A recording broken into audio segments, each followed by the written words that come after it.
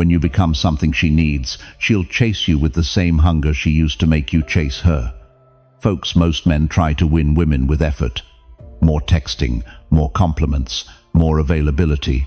And what happens? She gets comfortable, the spark fades, and you're left wondering why the guy who barely tries stays on her mind while you get replaced. Here's the uncomfortable truth. Women don't stay loyal to what they want. They stay hooked on what they need. Not money, not looks, not 1,000 good morning messages. I'm talking about an emotional experience she can't easily create without you. When you become that source, your absence feels like withdrawal and your presence feels like relief.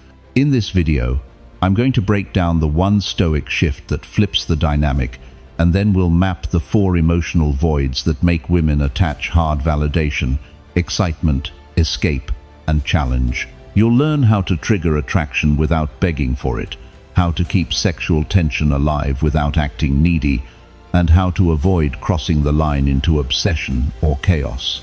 And yes, this works in dating, marriage, even after a breakup, because it targets the nervous system, not her logic. Stay close, folks. The truth. If you've ever asked, why does she chase him but not me, you're about to get the answer. Let's get into it. Number 1. Want versus need. Folks, this is where most men get it wrong, and once you see it, you can't unsee it. There's a clean difference between being wanted and being needed. Want is light, optional, replaceable. Need is heavy. It sits deeper. It creates pull. And women don't chase what they merely want. They chase what they feel they need to stay emotionally balanced. Most men try to increase want. They text more. They compliment more. They show up more. They think effort equals attraction. But want fades fast. It's like craving dessert. Nice in the moment, easy to skip tomorrow. Need is different. Need is what the nervous system reaches for when something is missing. Let me give you a real picture. Take Jason, age 48, from Chicago. Jason dates Amanda, age 43. Jason is attentive, always available. He checks in daily. Amanda enjoys it, but slowly her replies shorten. Plans become flexible. Interest cools. Jason increased want, but he never became something Amanda needed. He became comfort, not gravity. Now, look at another situation. Mark, age 52, from Arizona, meets Lisa, age 46. Mark is present when he's there, but not constantly accessible. He listens, but he doesn't chase reactions. When he leaves, there's a noticeable drop in energy for Lisa. She reaches out. She initiates. Not because Mark tried harder, but because his absence created a gap she didn't expect. That's the difference. Want reacts to presence. Need reacts to absence. Here's the psychological layer most men miss. Women don't attach to men, they attach to states. How they feel around you. Calm, excited, grounded, desired, challenged. When you consistently create a state she struggles to generate on her own, you move from want to need. And that shift changes everything. Stoicism explains this without games. Marcus Aurelius reminds us that we don't control outcomes, only the quality of our presence. When your presence is steady, contained, and emotionally grounded, it becomes rare. Scarcity is not distance, it's depth without dependence. Many men panic here. They think need means being useful or fixing problems. No. That creates obligation, not desire. Need comes from emotional regulation. You become the place where tension drops and attraction rises at the same time. That combination is powerful. Here's where men sabotage themselves. They try to explain. They try to secure. They try to lock things down. The moment you try to force need, you kill it. Need only forms when it's discovered, not demanded. Think about it honestly. The men women chase are rarely the ones asking for reassurance. They're the ones who don't distort themselves to be chosen. They hold their rhythm, their standards, their emotional spine. Jason tried to be wanted. Mark allowed himself to be needed, And here's the uncomfortable truth, my friend. If your absence doesn't change her emotional state, your presence never really mattered. That's not cruelty, that's clarity. If this hits something real for you, drop a comment with this line, "I choose to be needed." Keep rolling with me. There's more ahead, and you'll want to hear how this shift unlocks attraction without turning you into someone you're not. Number 2. Why she replaces men. Folks, women do not replace men because they are cruel. They replace men because the emotional experience disappears. When a man becomes predictable, over-available, or emotionally dependent, the nervous system stops responding. Attraction fades quietly, then another man steps into the space. Replacement is not about better looks or higher status. It is about who restores a feeling she lost without even realizing it was gone. Most men think replacement happens suddenly. It does not. It begins the moment you stop creating emotional contrast. When everything feels safe, known, and expected, desire has nowhere to move. Stoicism teaches us that stagnation is decay. Marcus Aurelius warned that anything not growing stronger is growing weaker. Attraction follows the same rule whether men like it or not. Here is the hard truth. Women replace what feels optional. When a man is always available, always agreeable, always emotionally open, his presence loses weight. Not because he is bad, but because he removed tension. And without tension there is no pull. Epictetus said, "Freedom comes from mastering desire, not feeding it." Men who feed their own neediness teach women they are easy to replace. Replacement is not personal. It is mechanical. The nervous system looks for stimulation, grounding, and relief. When one source stops providing it, the system searches elsewhere. That is why women often move on quickly. They are not chasing men. They are chasing emotional regulation. The man who provides it without demanding reassurance becomes magnetic by default. Many men try to fix this by increasing effort. More communication, more explanation, more emotional labor. That is the fastest way to accelerate replacement. Effort without restraint communicates insecurity. Insecurity kills polarity. Seneca wrote that he who needs reassurance has already surrendered control. Attraction responds to centered presence, not emotional negotiation. Another reason replacement happens is overexposure. When you give full access too early, there is no discovery left. Mystery is not manipulation, it is pacing. Stoicism values restraint because restraint preserves strength. When a woman feels she has seen everything about you, there is nothing left to anticipate. Anticipation is fuel for desire. This is why men who barely try often keep women hooked. They are not better. They are simply less available emotionally. Their absence creates space. Space allows imagination. Imagination creates longing. Longing gets mistaken for chemistry. And suddenly the man who tried hardest is forgotten. Here is the shift, my friend. You do not prevent replacement by controlling her behavior. You prevent it by controlling your presence. Calm, grounded, selective, not cold, not distant, just contained. When your presence feels valuable, it cannot be swapped easily. When it feels free, it can. Marcus Aurelius reminds us to be immovable in our inner posture. When you stop trying to be chosen, you stop being replaceable. That is the paradox men must accept. If this landed, comment this line, "I am not replaceable." Stay focused with me. What comes next explains how to become emotionally irreplaceable without losing yourself. Number 3. Become emotionally irreplaceable. Folks, emotional irreplaceability has nothing to do with tricks, lines, or endless effort. It comes from one thing, the emotional state she experiences around you, and how noticeable the drop is when you are gone. Most men get replaced because they are interchangeable. Same compliments, same availability, same anxious checking in. When your energy feels common, your absence feels like nothing. Being emotionally irreplaceable means you become a distinct experience, not just a decent guy. You do that by mastering two skills at the same time: grounded, calm, and controlled tension. Calm is what makes her feel safe. Tension is what keeps her curious. When you only offer calm, you become comfortable. When you only offer tension, you become exhausting. The mix is rare, and rarity is what creates pull. Let me make it real. Take Brian, age 51, from Dallas. He is dating Lauren, age 46. Brian is not the loudest guy in the room, but when he is with Lauren, he is fully there. Phone away, eye contact steady. He listens without trying to fix her. When Lauren tests him with a little attitude, Brian does not snap or beg. He smiles, sets the tone, and moves on. Notice how he handles physical energy. Not grabbing, not chasing, just confident. A hand on her back as he guides her through a crowded doorway.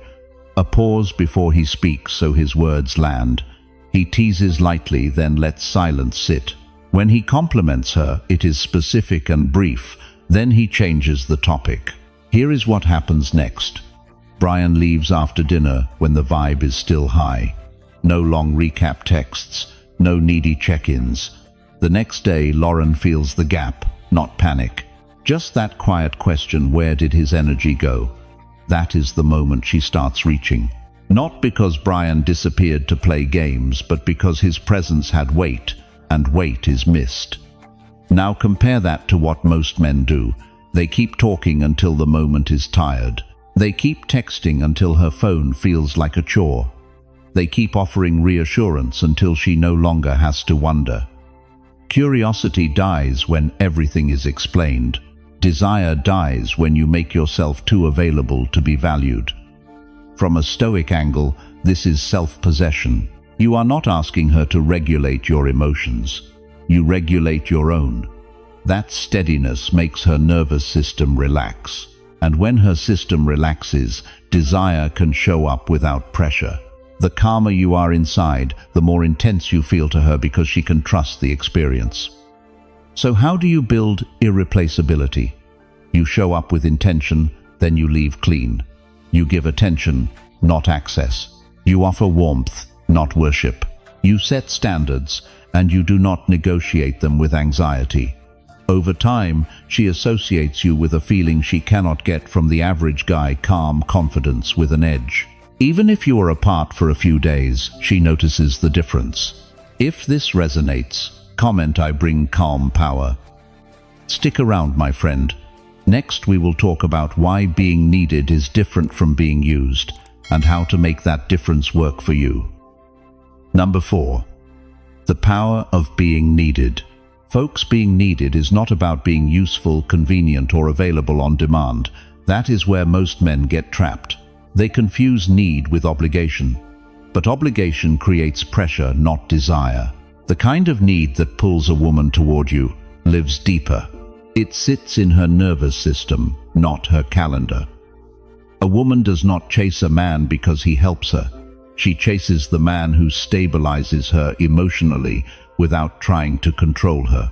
When your presence lowers her internal noise and sharpens her awareness at the same time, she begins to feel something missing when you are gone.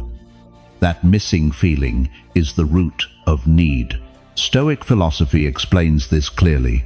Marcus Aurelius taught that true strength is the ability to remain steady regardless of external chaos.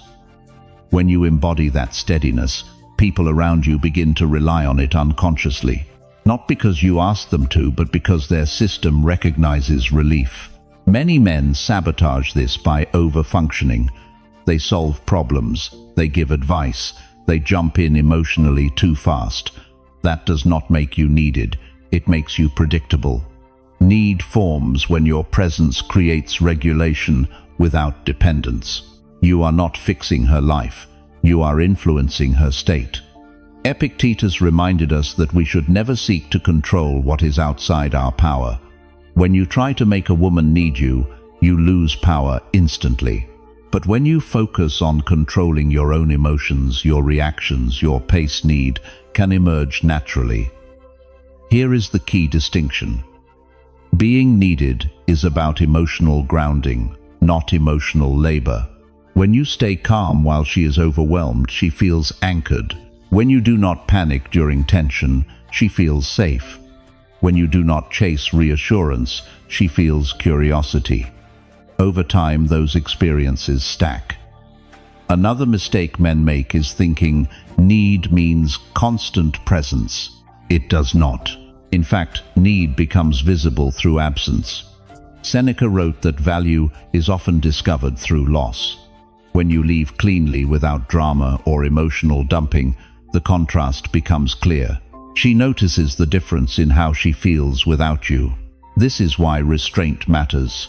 You do not flood her with access. You allow space. You let her system recognize the role you played. That recognition cannot be forced. It must be felt. Modern life is loud, fast, emotionally demanding. Most people live in a constant state of stimulation. When you bring calm confidence into that environment, you stand out immediately. You become the place where tension drops and desire sharpens. That combination is rare, and rarity creates attachment.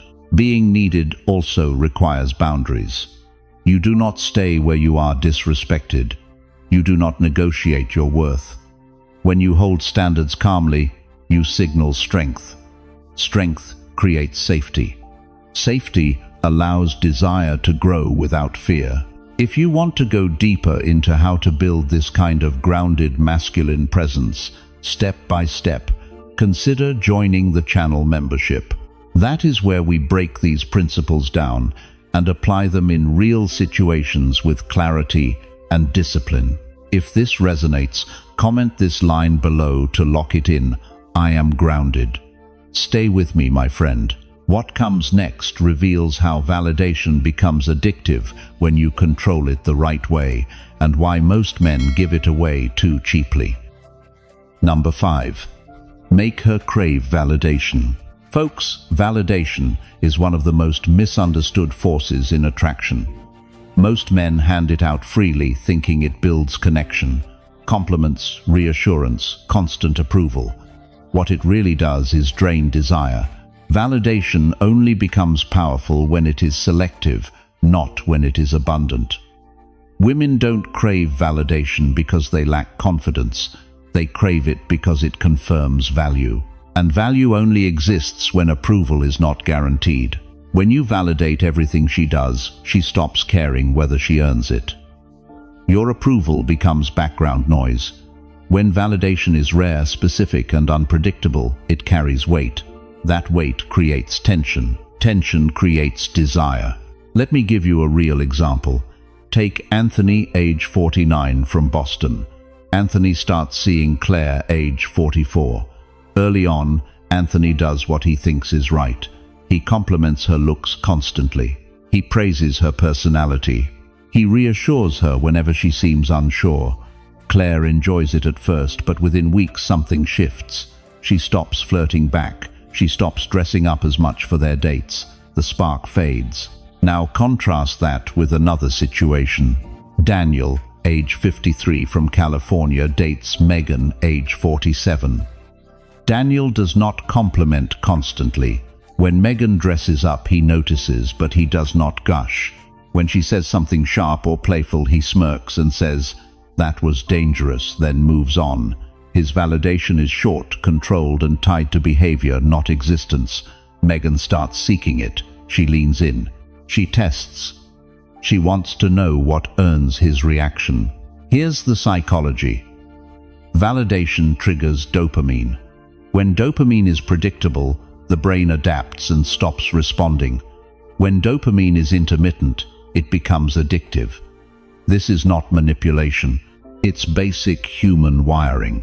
Stoicism teaches restraint for a reason. Seneca warned that indulgence weakens the soul. Over-validation weakens attraction the same way. Most men validate to feel secure. They want to lock things down emotionally. But when you seek security through approval, you flip the power dynamic. You start performing, she starts receiving. Desire flows the other direction. Craving validation does not mean she doubts herself. It means she respects your judgment. And respect only forms when you demonstrate standards. You don't validate everything. You validate what aligns with your values. That's masculine. Notice something important. Men who are chaste rarely explain why they approve. They react, then move on. No speeches. No reassurance loops.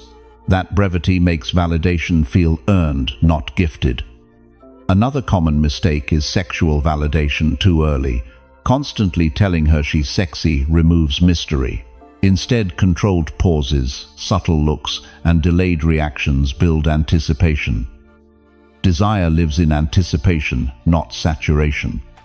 Stoic men understand this instinctively. They don't seek to be liked. They seek to be aligned with themselves. When your approval is rooted in self-respect, it becomes valuable. When it's rooted in fear of loss, it becomes cheap. Here's the rule, my friend. Validate selectively. Validate behavior, not neediness. Validate moments, not existence. Let silence do half the work. When she feels that your approval is not automatic, she begins to lean in emotionally and sexually. If this hits home, comment this line below: I approve selectively. Let's keep moving. What comes next explains how excitement keeps desire alive long after the chase should have ended. Number 6. Create sexual excitement. Folks, sexual excitement is not created by saying sexual things. It's created by how you move through space, how you control your reactions, and how much emotional energy you allow to exist between moments. Most men think arousal is about effort: touch more, text more, escalate faster.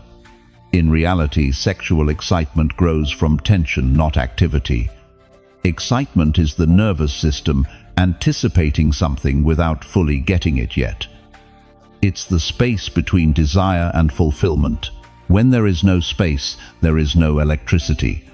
This is why predictable men feel safe but boring, and why calm, restrained men feel dangerous without doing anything. Stoicism explains this perfectly. Seneca wrote that desire grows in the space between expectation and satisfaction. When you remove that space, you remove desire itself. Sexual excitement is not about what you give, it's about what you delay. Here's where most men sabotage themselves. They rush emotional closeness. They rush validation. They rush physical escalation. They want certainty, but certainty kills arousal. The female nervous system responds to uncertainty that feels safe, not to guarantees. Sexual excitement comes from 3 main sources: presence, unpredictability, and restraint. Presence means when you're there, you're fully there, not distracted, not needy, not performing. Your attention is grounded and steady. This makes her body feel seen without being consumed. That alone creates arousal. Unpredictability means your emotional rhythm is not flat. You don't react the same way every time. Sometimes you lean in.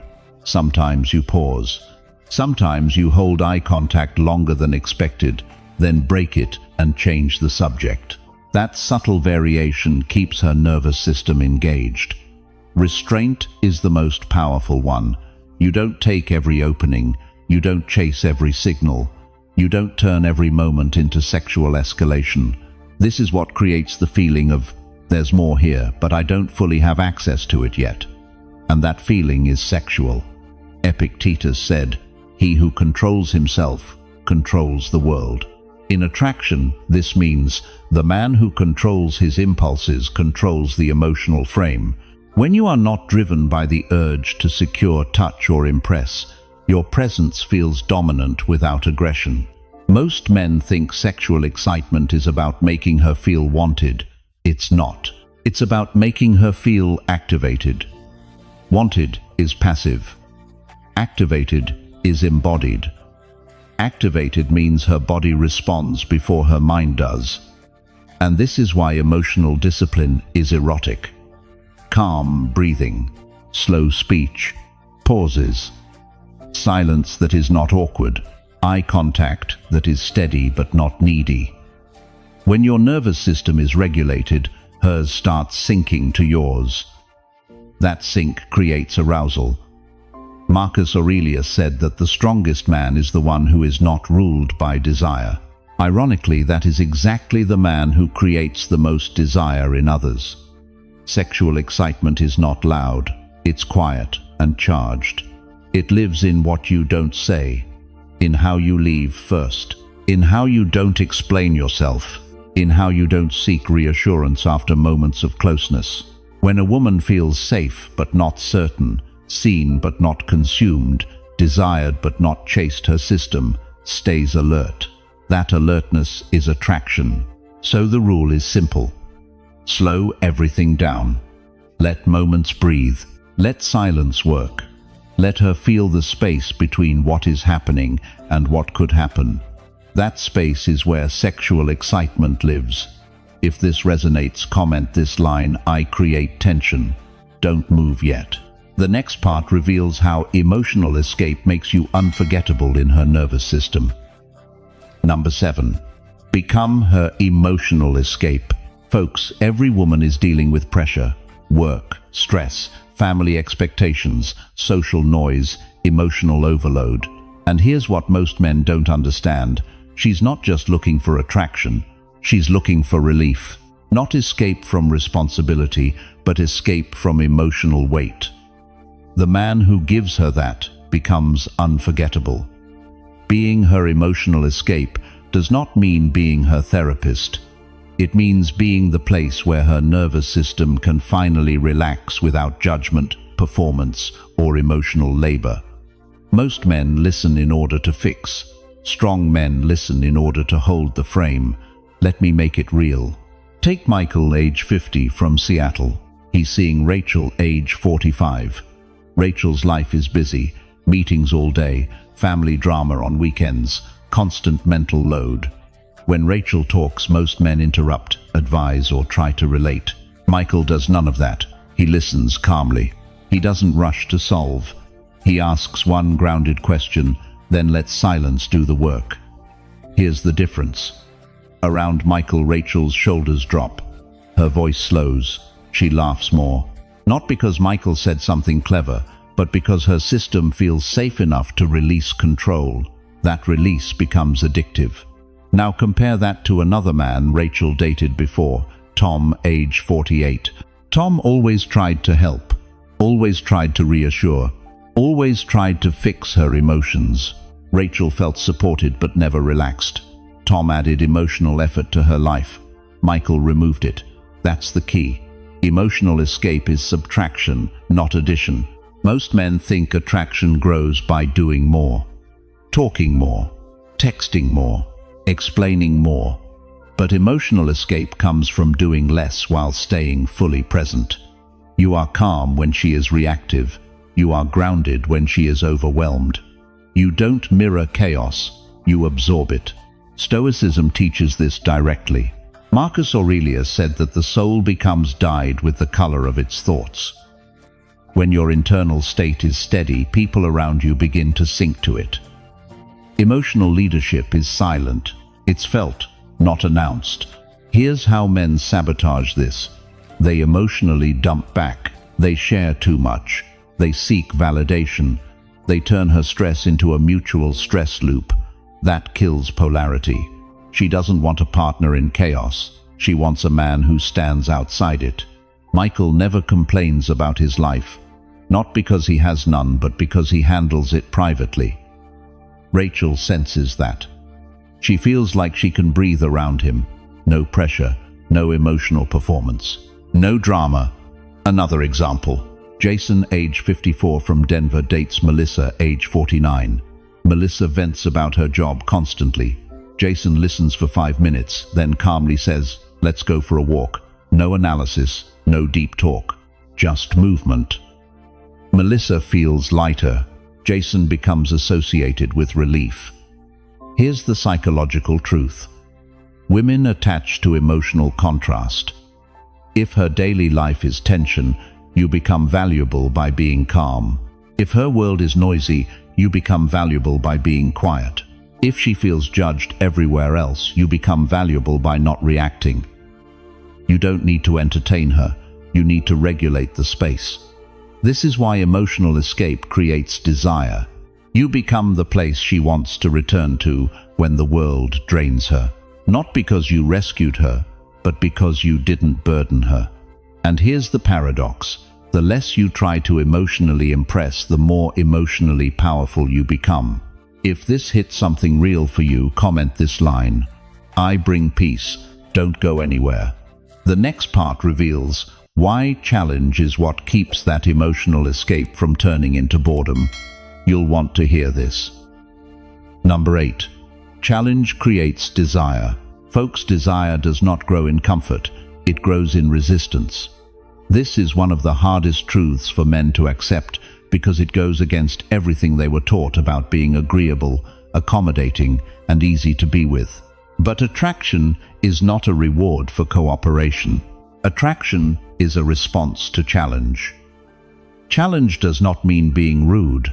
It does not mean being cold. And it definitely does not mean playing games.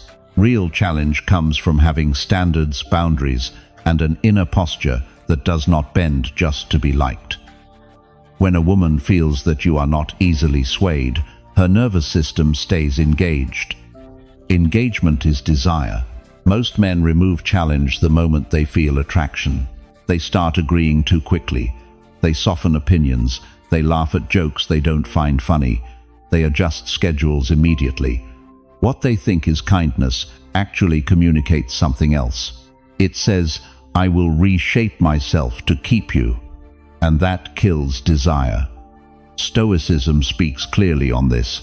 Epictetus said that if you want to improve, be content to be thought foolish or boring in matters that do not align with your values. Translation for men. If you need her approval to feel stable, you have already lost your frame. Desire respects self-command, not compliance. Challenge creates polarity. Polarity creates tension. Tension creates attraction. When you calmly disagree, when you don't rush to explain yourself, when you hold your ground without anger, you introduce friction. And friction is what wakes up desire. Marcus Aurelius wrote that a man should stand upright, not be held upright by others. That upright posture is felt immediately. When you are grounded in your own direction, her system registers something solid, not aggressive, not needy, solid. Here is where men misunderstand challenge. They think it is about testing her. It is not. It is about not abandoning yourself. You challenge by refusing to overinvest. You challenge by saying no when something doesn't work for you. You challenge by maintaining your rhythm even when she pulls emotionally. When you always say yes, she stops needing to engage. When you sometimes say no, she has to lean in. Not to convince you, but to understand you. Understanding requires attention. Attention fuels desire. Challenge also protects emotional escape from turning into boredom. Calm without challenge becomes flat. Comfort without edge becomes friendship. Stoicism never teaches comfort without strength. It teaches balance, calm exterior, firm core. Another important point. Challenge must be clean. No sarcasm, no passive aggression, no silent punishment. Those are signs of insecurity. True challenge is quiet. It comes from certainty, not reaction. When you don't explain every choice, when you don't justify every boundary, when you let silence stand after a statement, you communicate confidence. Seneca wrote that he who knows himself does not need to defend himself. That self-possession is deeply attractive. Here is the paradox. The men women desire most are not trying to challenge women. They are simply unwilling to lose themselves. That unwillingness creates resistance naturally, and resistance keeps desire alive. Desire needs something to move against. If everything flows easily, there is nothing to push on, nothing to lean into, nothing to crave. So remember this, my friend. You don't create desire by pleasing. You create it by standing calmly, clearly, without apology. If this resonates, comment this line below: I stand firm. Let's keep going. What comes next explains why obsession can form and how to stay powerful without crossing that dangerous line. Number 9. The thin line of obsession. Folks, this is where things get dangerous if you don't understand the difference. Desire pulls someone toward you. Obsession traps them there. One is attraction, the other is imbalance. And the line between them is thinner than most men realize. Here's the rule up front. Desire grows when you add value to her emotional world without taking over it. Obsession forms when you become the only place her emotions can land. That might sound powerful, but it's not strength. It's instability. And instability always collapses. Let's make this real. Take Chris, age 50, from Atlanta. Chris dates Emma, age 44. Early on, Chris does many things right. He's calm, confident, emotionally steady. Emma feels relaxed around him. She laughs more. She opens up. Desire grows naturally. But Chris crosses a line without noticing. He starts staying longer than planned. He replies instantly every time. He makes himself available whenever Emma feels low. At first, Emma likes it. Then something shifts. She stops initiating. Her energy becomes heavy. She starts testing Chris emotionally, pulling away, then flooding him with attention. What looked like desire slowly turns into anxiety. Chris feels drained. Emma feels unsettled.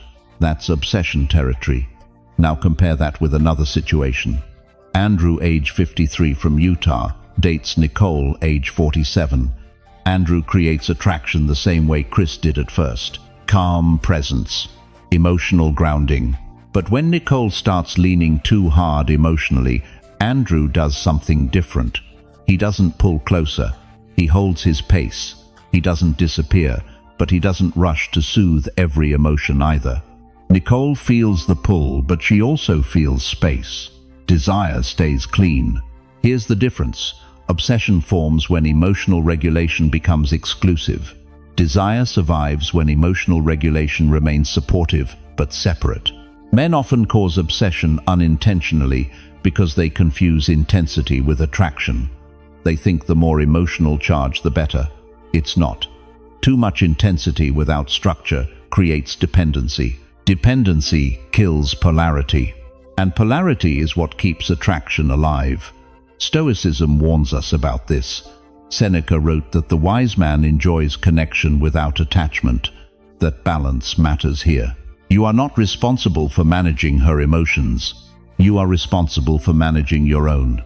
When you try to be her emotional oxygen, you create pressure instead of pull. Another example. Robert, age 48, from Michigan, dates Lily, age 42. Lily starts relying on Robert for constant reassurance. Robert notices he feels anxious when he doesn't respond quickly. That's his signal.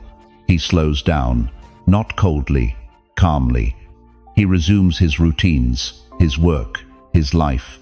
Lily feels the difference. The intensity cools, but desire stabilizes. She wants him again, not because she needs him to function, but because she chooses him. This is the line, folks. Desire says, I want you. Obsession says, I can't regulate myself without you. One creates longing, the other creates fear. Strong men don't chase intensity. They protect balance. They allow attraction to breathe. They don't confuse being important with being indispensable. Here's the takeaway. If her emotions spike wildly when you're present and crash when you're gone, something is off. Desire should feel charged but steady, not frantic, not overwhelming. If this landed, comment this line below to ground it. I protect balance. Stay right here. The final part reveals the one thing that ties all of this together and turns attraction into something women chase without effort. Number 10. The one thing she chases. Folks, after everything we've broken down, here's the truth that cuts through all the noise. The one thing women chase is not attention, not reassurance, not effort, and not perfection. They chase emotional self-control paired with direction. A man who is grounded in himself, moving somewhere meaningful and not negotiating his worth along the way. Most men think attraction is something you do to a woman. Say the right thing, text the right way, give the right amount of space. That mindset keeps you reactive. The men women chase are not reacting, they're anchored. Their life has momentum, their emotions are regulated, their standards are clear, and their presence feels rare because it isn't trying to be chosen. Here's what that looks like in real terms. You show up calm, not hungry, interested, not invested too early. You enjoy her, but you don't revolve around her.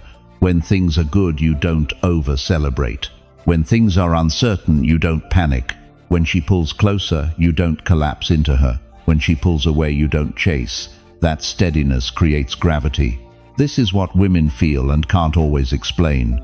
Around you, there's no pressure, no emotional chaos, no need to manage your reactions. That gives her nervous system relief. At the same time, there's edge. You're not predictable. You don't overshare. You don't hand out unlimited access. That creates tension. Relief plus tension is the combination that gets chased. Men lose this when they make attraction the center of their life.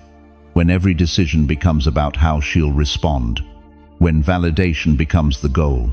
The moment she feels she's the source of your emotional stability, desire flips. She stops chasing and starts managing you. Stoic philosophy has warned against this for centuries. Epictetus taught that the man who places his happiness in another person's hands has already given up freedom. The man who governs himself becomes powerful without trying. That power is felt, not announced. The one thing she chases is not your presence, it's your self-possession, the sense that you are complete with or without her, that you choose her, but you don't need her to feel whole, that you are moving forward in your life regardless of who joins you. This is why chasing never works. Chasing signals lack. Grounded movement signals abundance. Women don't chase men who want them. They chase men who want their life and invite women into it, not men who wait to be selected. And here's the final paradox. When you stop trying to be irresistible, you become exactly that. Because you're no longer trying to extract something from her. You're offering an experience and letting her decide if she wants to step into it. That is the one thing. Emotional sovereignty, calm strength, direction. Not tricks, not tactics, not games. Just a man who knows where he stands and doesn't move from it to be liked. When you become that man, you don't need women to chase you forever. They do it on their own. Folks, today we broke down the real psychology behind attraction.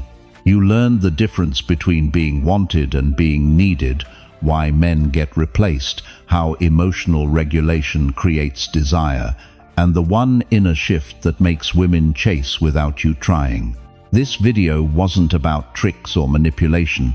It was about stoic self-control, emotional strength, and building a presence that naturally pulls people toward you.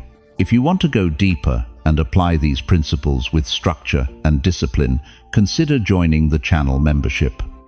That's where we work on long-term masculine power, clarity, and real-life application. If this video brought you value, make sure you subscribe to the channel so you don't miss what's coming next. Thanks for spending this time with me, my friend. I'll see you again tomorrow.